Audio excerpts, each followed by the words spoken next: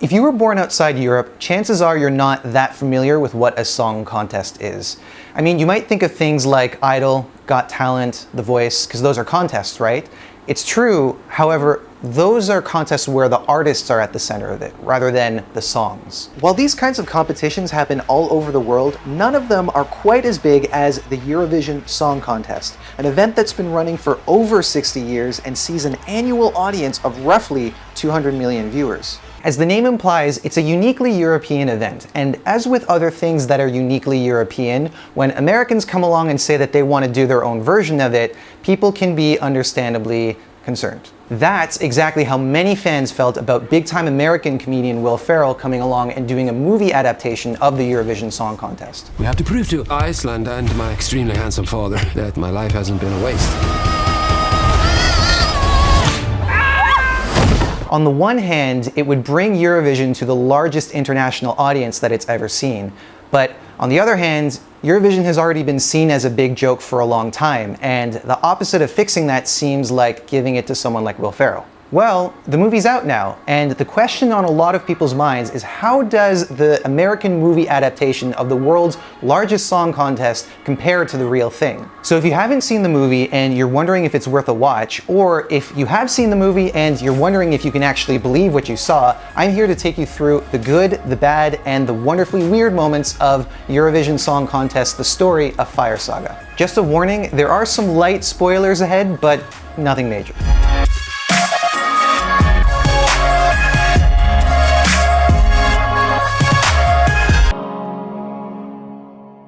As a movie about a song contest, music makes up a good part of it.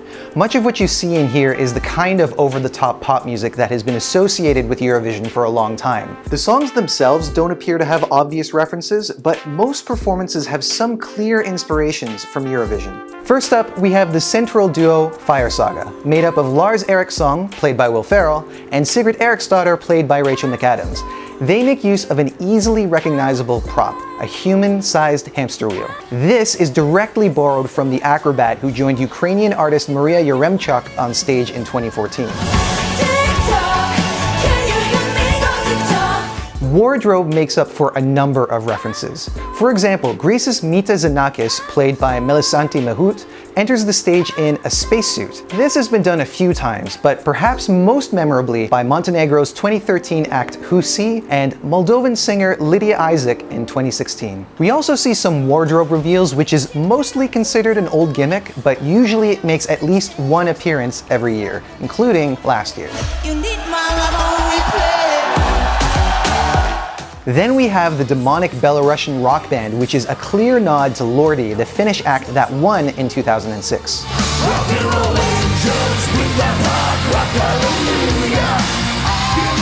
Perhaps a more general reference can be seen in the Swedish competitor Johnny John John. Personally, he reminds me of several male solo performers that lean heavily into their looks and swagger to varying degrees of success. Apart from that, there are some subtle visual references that may have been intentional or just a coincidence. You can probably see what these two San Marinese entries have in common. Take a guess as to which one is from the movie and which one is real. Just be still and look at me, hear me when I say, who cares that you're out of love, it happens every day.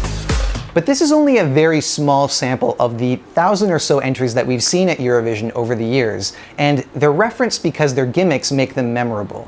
And some people really live for the wacky, outrageous, and camp entries that we still see to this day. In fact, the film's opening song, Volcano Man, reminds me a lot of this fan favorite from 2019. Take a listen. Volcano Man.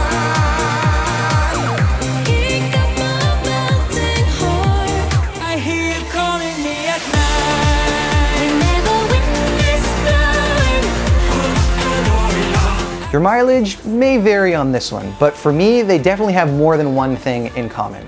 However, these acts are no longer the norm. They used to be, but nowadays the music in Eurovision is much less about spectacle and mostly resembles the kind of songs you would hear on the radio. The participating broadcasters are also doing a much better job at sending artists that reflect the musical and cultural diversity of Europe. Despite this, when it comes to commentary about Eurovision, particularly in countries like the United Kingdom, Ireland, and occasionally the United States, people don't often look too far beyond that. and it shows. It's Eurovision time. Eurovision? Uh-huh. Oh, the crap singing competition. That's the one. I was subjected to some of the Eurovision Song Contest and wanted to drill my ears out. I love living the living life. But my dear, tomorrow is always now. We'll always stand for a friend. Yes, we'll always stand for a friend. All this is to say that it's easy to see Eurovision only for its camp qualities, especially because that's where you find some of the best sources of comedy. Fortunately, the movie saves itself from being like those commentators with a bit of a bait and switch moment. This happens towards the end of the movie, so you'll have to see it for yourself to know what I'm talking about. But speaking of camp, let's talk about Dan Stevens' character, Alexander Lemtov. He plays the Russian competitor that drives a wedge between Lars and Sigrid. There was some early criticism of the movie for having chosen a Russian antagonist, and that's fair because the evil Russian stereotype has been done to death. And for a while, it looks like they're playing it straight. However, he's not only less of a villain than he's first made out to be, but how his private life is treated is a definite nod to real artists. I will give her everything he cannot. Not everything. Over the years, Eurovision has attracted a huge LGBTQ fan base, and all that started before we saw winners like drag queen Conchita Wurst, trans woman Dana International, lesbian Maria Sharifovic, and bisexuals Duncan Lawrence and Loreen. But there are over 40 countries participating with widely different attitudes about LGBTQ rights. And if you're an artist representing one of the more conservative countries, that might mean having to stay in the closet, even if your sexuality is already known to some.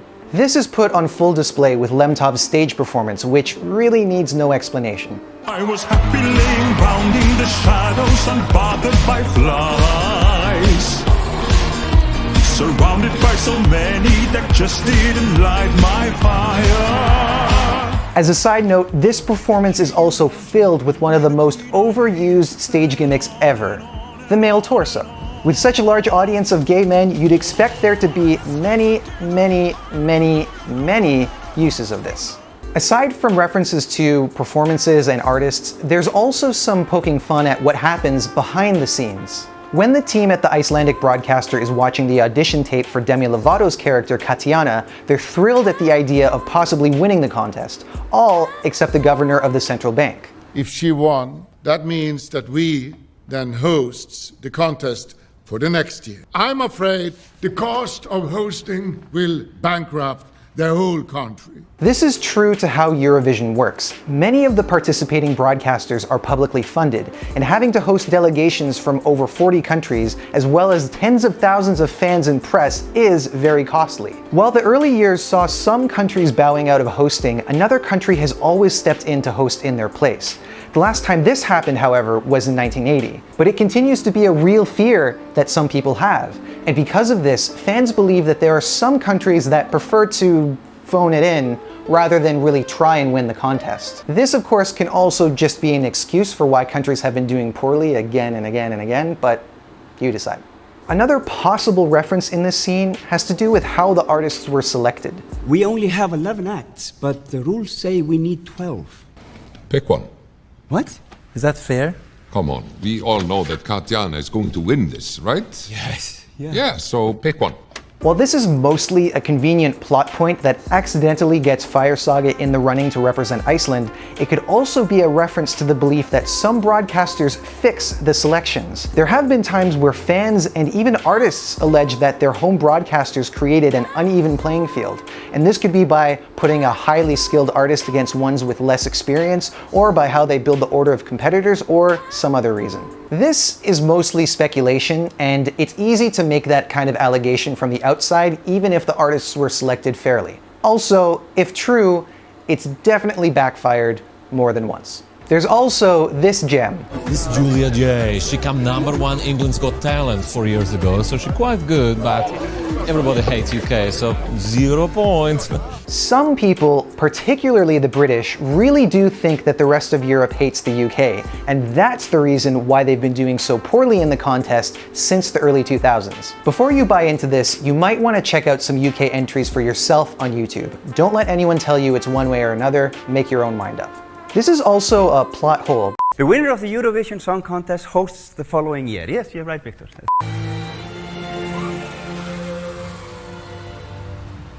It's true that in real life, Britain has been one of the countries to step in as host when the previous year's country declines, but that's never mentioned in the movie. Another odd choice here is that the hosts of the show are ambiguously European. This doesn't resemble real life because the host broadcaster always chooses local talent, meaning that the hosts should be from the UK. But they did nail how awkward and stiff the presentation can be sometimes. It is the night we have all been waiting for! Overall, the way that the contest is portrayed in the movie is actually surprisingly well done. I don't think that fans should have too much to worry about, and I don't think it's going to attract a larger audience of haters.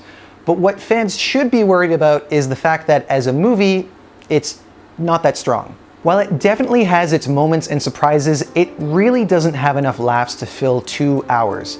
With that, it's asking a lot from an audience that has so much to learn in order to get the full picture. The bulk of the humor is mostly typical Will Ferrell antics. He once again plays someone whose ambition is bigger than his talent, and he zigzags between lovable oaf and overdramatic man-child. So listen up everyone, there is a new sex machine in town, and his name is Lars. As a story, it's paint by numbers.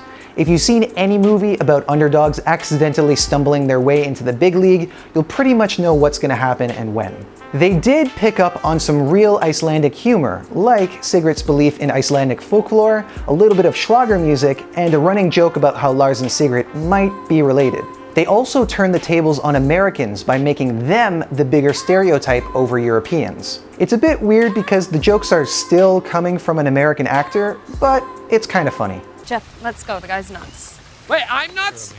Hey, Europe is not your party town. All right, you come over here and you shit on everything. Come on. Some critics also pointed out that because the movie was made in cooperation with the EBU, the folks who run Eurovision, they could have had too much influence on the final product. If they had tried to make it on their own, they might have been able to get away with some heavier satire, but it would have also been much more expensive. Getting the EBU's blessing also allowed them to film on a real Eurovision stage in Tel Aviv, which is a way better option than trying to build one yourself, rent a stadium, and fill it with people. For all its flaws, I would say that it has a surprising amount of heart, which is refreshing because the contest has been an easy target for ridicule for so long.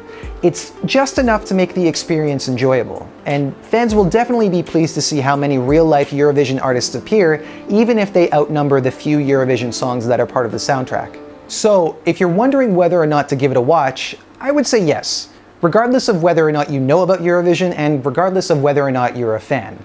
Just don't expect to be blown away because the meat and bones of the movie are really nothing new. But if you take it for what it is, you might find that you'll have a good time. If you saw the movie, didn't know about Eurovision before that, and are feeling a little Euro-curious, why not subscribe to our channel? We make videos about Eurovision all year, including artist interviews, live discussions, reactions, and much, much more. We also have a blog, eurovoxx.net, where we post news updates, and you can follow us on Facebook, Twitter, and Instagram. Also, buckle up, because this is a huge event with over 60 years of history and more than 1,500 songs. It's crazy. There's no way out of this rabbit hole. I hope you enjoyed this quick look at Eurovision Song Contest, The Story of Fire Saga. If you saw the film, let us know what you thought, and if you picked up on any other references, let us know in the comments. Until next time, take care.